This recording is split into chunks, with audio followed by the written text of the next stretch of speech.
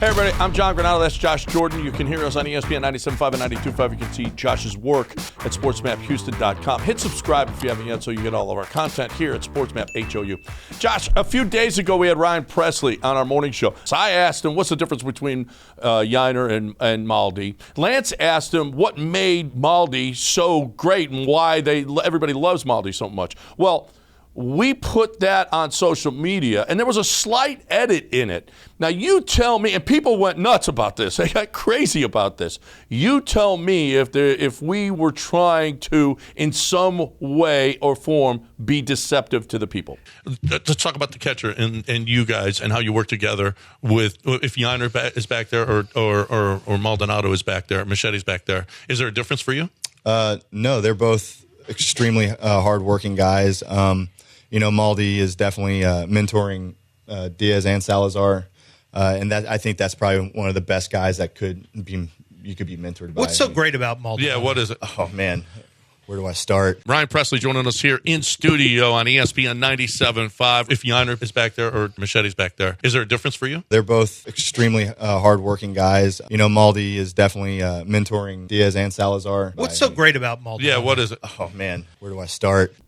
That edit that we made, taking out the no, does that make a big difference in that soundbite? No, it wasn't something that the editor probably even thought about. You're talking about a 30-minute interview that got cut down to a 1-minute short. And, you asked him that question, is there a big difference between, Maldi and Diaz? And then he said no, but quickly Lance asked him, what's so great about Maldi? Yeah. So then the substance of that was him answering that question about what's so great about Maldi. That's what that was. Right. So the thing about that is that I think a lot of people took it that there is no difference between Yainer and Maldi, so why is Yainer not playing more? I think that's why people are saying. And he was saying, hey, there's no difference between the two of them. And yet they got nuts because he was he loves Maldonado so much and talked about what he did. He was never asked whether or not Maldonado should be starting. That was not the question. But yet that's what everybody took from that he was saying Maldonado should be the starter, when that's not what he said. No, and everybody thinks we're caping for Maldonado because of this. And let's be honest, we've been very critical of the way he's hit, and we've thought that Diaz deserved a little more opportunity to play, but we didn't say he should be the starter, but we thought he should play more. But people get on Maldi so much, and he's not paid to hit, John. He's taking bullets right now because the guys that are paid to hit aren't quite living up to expectations. I remember last year, Ken Hoffman wrote a piece about Maldonado, how he might finish with the worst regular season ever as far as batting average. Now, he didn't quite finish that poorly, but it wasn't great, and they still won the World Series. It's not Maldi's bat that's holding them back. The guys love him. Okay, so you guys, everybody out there, you're just going to have to get over it. I know that you're a warrior on Twitter, and you know way more baseball than Ryan Presley does. They love him. Justin Verlander is trying to get him to go to New York because he loves to throw to him. That is nothing about. Listen, I want to see Yainer as much as the next guy. I want to see him up to the plate as much as possible and not Maldi at the plate. But it's just not happening, people. You can stop. And you can stop reading into what Ryan Presley was saying. He wasn't saying he should be starting over Yainer. All he said was how much he loves Martin Maldonado. And then there's this equally as toxic on social media. Some fans calling for McCullers to retire.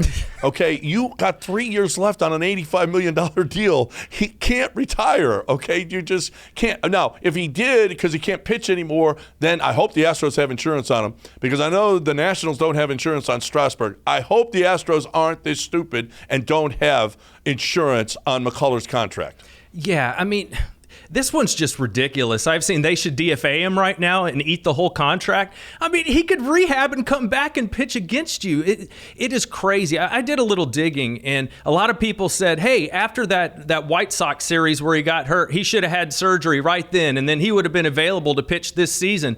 Does anybody remember the World Series that he helped you win last year? To me, that's a much bigger deal, having him help you win a World Series, than having him start this season and you don't know what's going to happen. I did a little digging. When Verlander went down at the end of the regular season last year, McCullers had 3 starts, and the Astros needed him. He was 2-0 in those starts. He only gave up 2 runs in all 3 games. The Astros won all 3 games, and then he goes to the playoffs and starts 3 games. The team won 2 of those games, and he helps you win a World Series. What are we talking about? Well, that said, he's pitched 47 games in the last 5 years. So that said, he did give up like 12 homers in the one World Series game he did pitch. That said, he's got to get on the field, Josh. He's not pitching. He's got to get out there. And who knows when he's going to pitch next year, because Dana Brown was he's not going to start the season apparently. So when you do know, listen, he's got to be there more.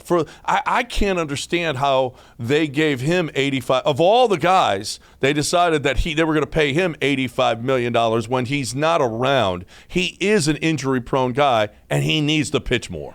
I get all that, but the criticism for him trying to push through an injury and perform for you, come back, make a World Series run, help you win a World Series. And then, think about the Justin Verlander criticism. Remember when he was throwing on the side and he was throwing bullpens and people wanted him to come back and help the Astros pitch in the playoffs? And he took a lot of criticism for not doing that. And then McCullers tries to pitch through it, helps you win a World Series, and then he takes heat for not being available for the team when he tries to push through. Which one is it? Do you want the guy to try and help you win, or do you want the guy to play it safe? And both guys ended up winning a World Series. It worked out for Verlander to wait, and it worked out for McCullers to push through. They both won a championship. Yeah, no, I get that. I also would like to see Lance McCullers not always be injured.